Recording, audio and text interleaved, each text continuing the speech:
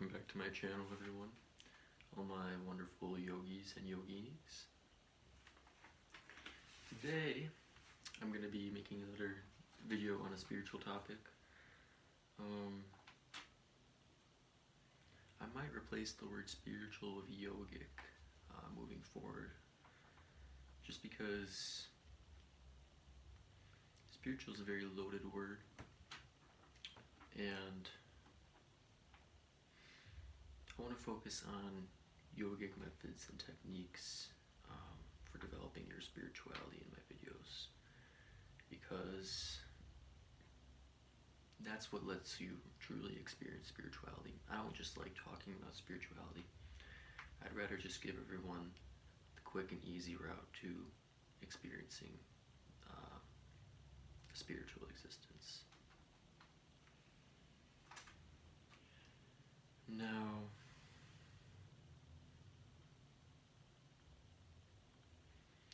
if I could define spirituality in my own terms, I would say it's really just about feeling really, really, really good, because you're in touch, you're in an intimate relationship with your soul. And the reason you feel really, really extremely good, pleasurable, from being in touch with your soul or your spirit, is because just like how the human body is a very, very sensitive machine, I'd argue that it's one of the most sensitive organisms that we know of. Our sense of touch, hearing, taste, smell, and feeling is, I think, the most sensitive amongst all the organisms in the animal and plant kingdom. And with that in mind, our soul is even more sensitive than our body. All the impressions that it takes on throughout our life in our physical body carry on after our physical existence ends. And so everything is felt times 1,000 in your soul. And so it would only make sense or follow from that if you focus or prioritize the health of your soul first, then the health of your body would benefit tremendously from that. Since both are inextricably linked, but one is much more sensitive and one is much more grandiose and overpowering than the other. One goes on and on forever.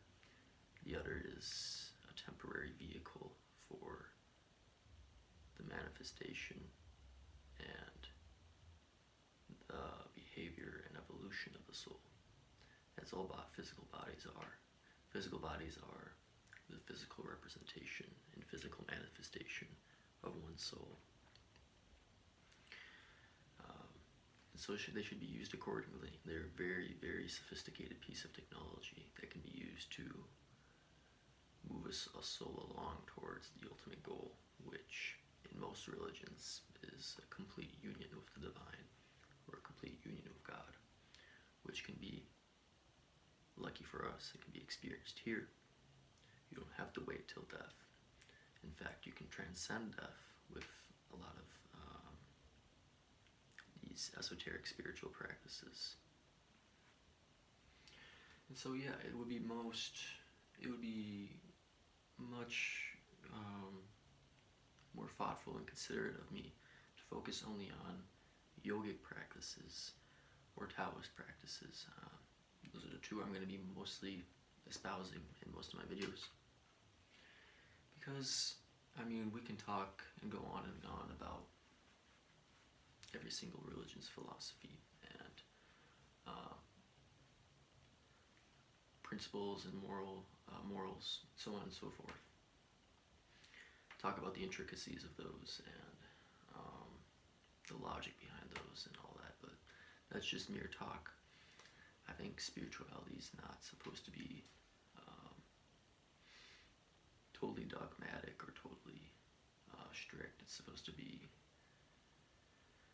not something that's talked about or listened to, but it should be something that's purely experienced. So, with that out of the way, today's video we're going to be talking about the different pathways of energy within a human body for prana to flow through. Prana is like the electricity of your subtle body, of your soul.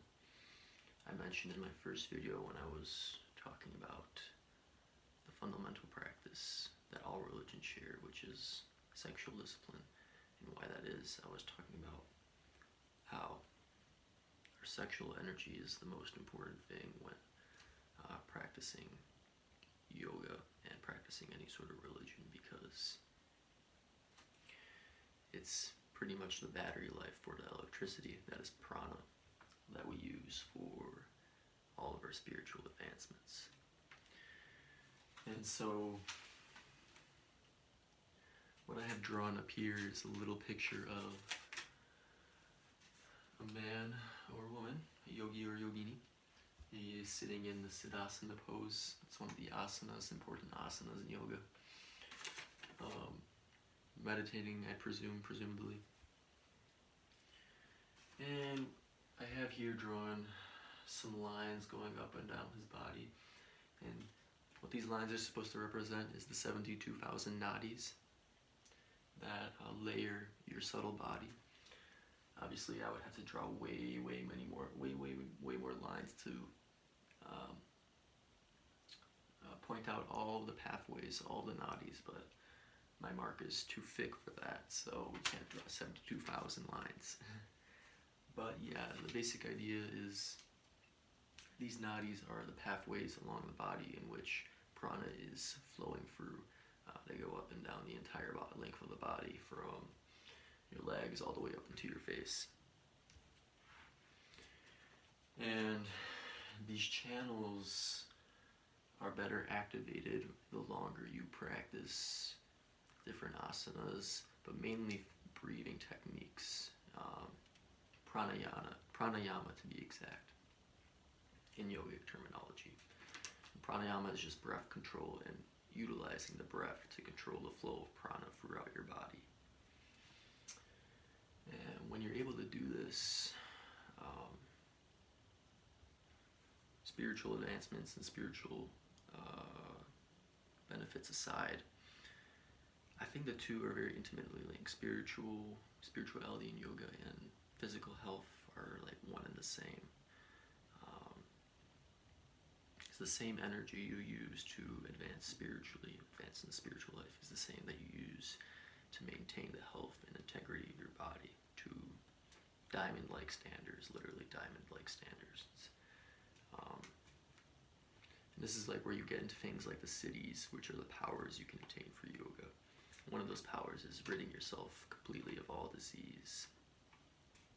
Like, for example, I mentioned in my previous video that ever since starting, the fundamental practice of yoga, and I don't really care what any so-called yogis, that do stretches, on the weekend or whatever, say that, things such as sexual purity or sexual discipline are not the fundamental basis of yoga. That it's entirely false.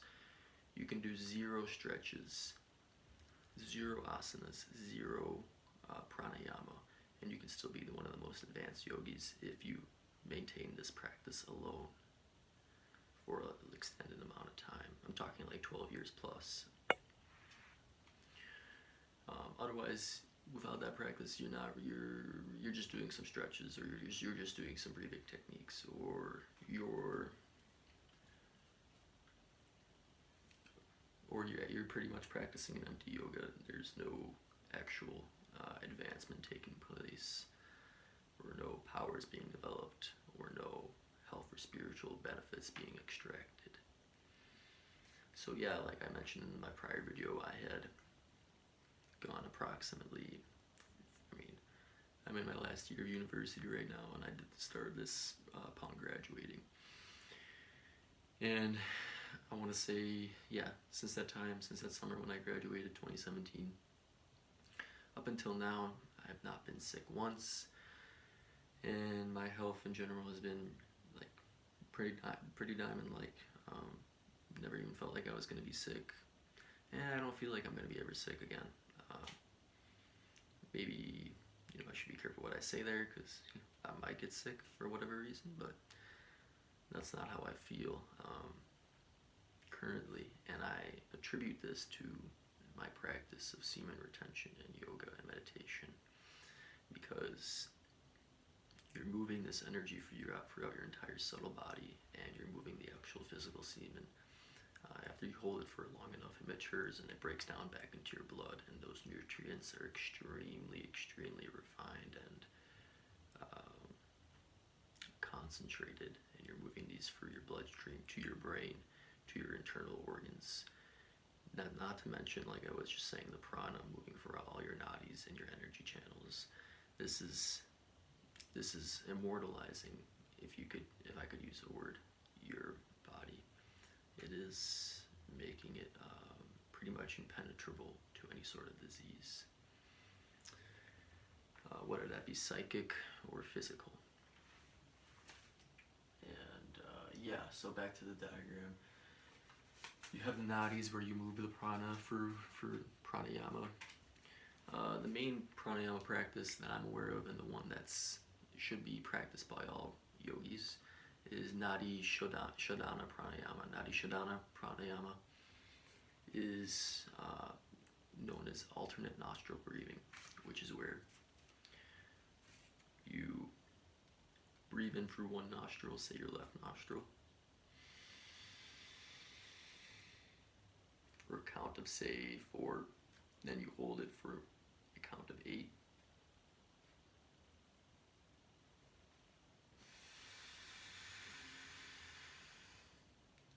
And then you breathe out the other nostril for a count of 4 again. And you repeat this. That would be like half a repetition when you do it all the way the other way. Breathe in back for your right and then out for your left. That would constitute 1 repetition.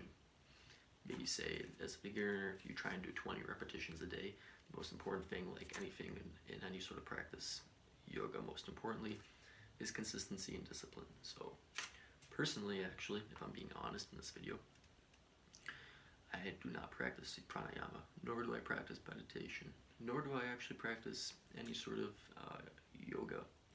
Although I can't talk about these things because I have experienced yoga. Because what yoga really means, if you break the word down, it means union with the divine. It means the divinization of the body, thus the divinization of the soul, and thus communion with the divine present here, and the transcendental divine. I've done this through my own means, but the main reason I've been able to experience yoga is because I take seriously the fundamental or sine qua non practice of yoga, which is semen retention. That's all you really need to practice yoga. It's known as brahmacharya in yoga. And yeah, so I've had my own means of transmuting this energy, like I mentioned before, for the use of substances, for instance, like cannabis. Although that is a very unorthodox practice in yoga, I've used it nonetheless with great success. So, although moving forward, I do want to implement some of these practices, but if I do, I'm going to make sure I do it in a consistent and disciplined manner. And that's what I want to hammer home here, that if you're going to do these practices and you want to see actual results, you got to stick with them.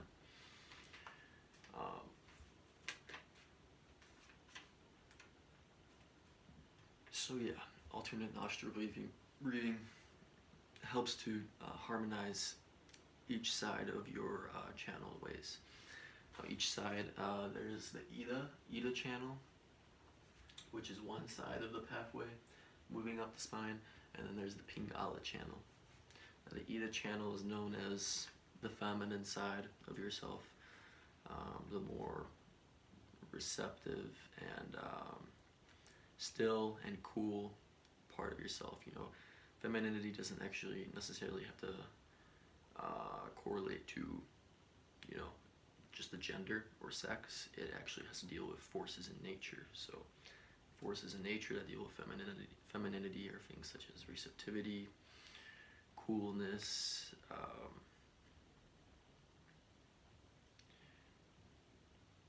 the the moon, for example, too. Things such of that sort of nature. And so that's one side of you. If your Ida is more pronounced, then you tend to have a more feminine nature about you. That's all that means. But for practices such as pranayama, you can balance both the Ida and Pingala out. And once you do that, you activate the main channel way in the middle of your body, which is the Sushumna channel, running down the middle of your body, which is where each chakra gets activated and it starts to rotate. So that's what pranayama seeks to do. It's to harmonize both the Ida and Pingala, the feminine and masculine energies of the body, and channel them all into this Sushumna to raise the Kundalini energy, your sexual energy at your base, through the rest of your body, and activate different mental, physical, and supranormal powers.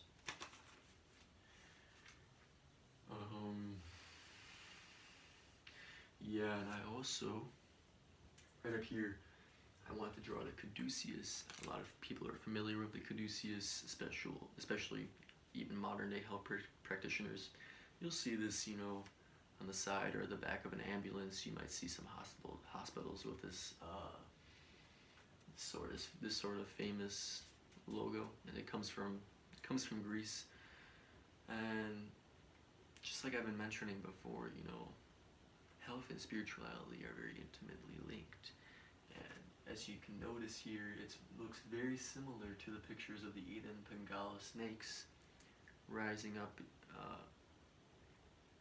along the pathway in the spine of the body. It's this exact same depiction in the caduceus. You have the two snakes rising up alongside the body up to the very top, where your pineal gland and your crown chakra would be located. And this symbol is always tied and identified to human health. So it's just a fun fact to point out. And in yoga, one who is healthy, eats moderately, and can control the breath becomes a yogi. So like I was saying, yoga is actually very simple. You can do all the stretches, and if you're gonna do yoga, I wouldn't recommend focusing on the stretches. I would recommend focusing on meditation, semen retention, or just sexual discipline. I'm not gonna speak about as in depth about the woman for now. I still have to research that more so about how a woman's sexual energy plays out in yoga and so forth. However, I can speak about it from a man's perspective because that's what I'm most familiar with, my gender being male. I can speak on that because I have experience and practice with that, whereas talking to my yoginis, I'd have to do more of my own research and so forth to talk more concretely and surely about that. But for a guy, meditation, semen retention, pranayama, and asanas, those three things constitute yoga. You don't have to do crazy amounts of stretching or hatha yoga. You don't even have to do a crazy amount of asanas or anything like that. It's really, if you really want to break it down, simplest form, just semen retention constitutes yoga. Meditation is a very important part of yoga, which I totally agree. But what meditation is, you don't have to actually sit down and meditate to be meditating. Yogis are in a state of meditation 24/7 if they're true yogis, whatever they're doing, whatever they may be doing. Meditation is a state of mind. It is a practice too, but the practice is so that you can instill that state of mind into your everyday activities. And so the first stage of pranayama in yoga, if you're starting to practice it very seriously, is you'll start to sweat, you'll perspire. perspiration is the first stage of pranayama. The second stage, as you advance, would be body shakes. So you're really vibrating very highly, and you're very purifying the body at a very, very fast rate and a very high rate. So these are like the different stages you'll come across. The third stage being levitation, meaning you've distributed and accumulated such a large amount of energy that your body is no longer subject to the physical laws of gravity. You're able to literally, as the name suggests, levitate. And that sounds very out there or whatever, but it's really just a metaphysical phenomena that maybe science has not explained yet, but yoga definitely does have an explanation for it. So,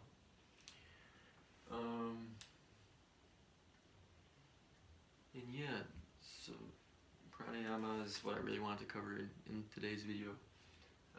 Ida and Pingala and Sushumna channels as well.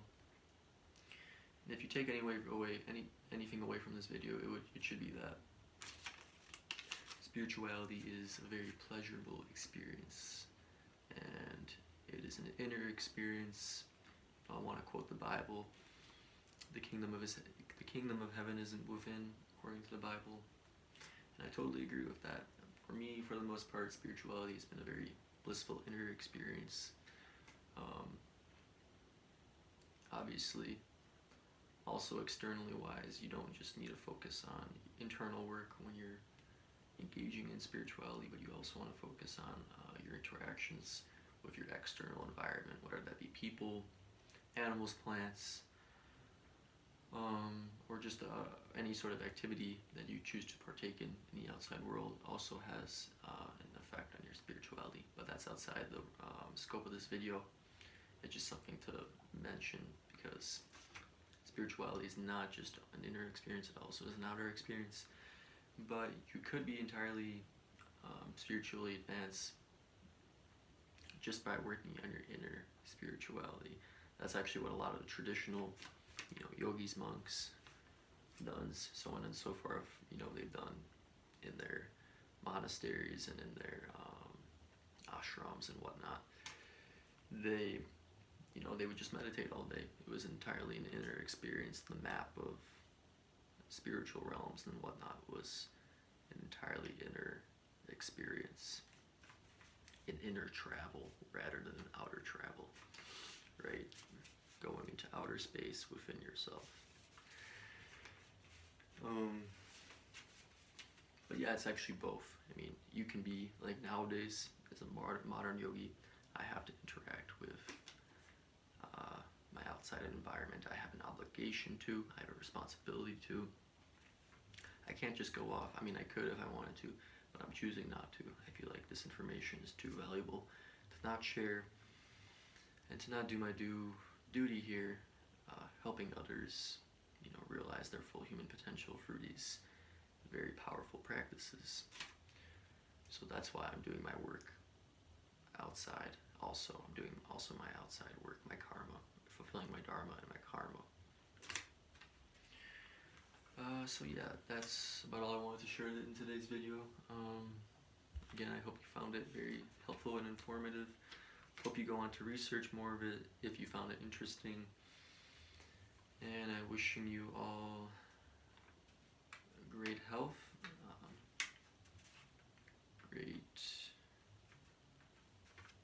peace, love, and wisdom.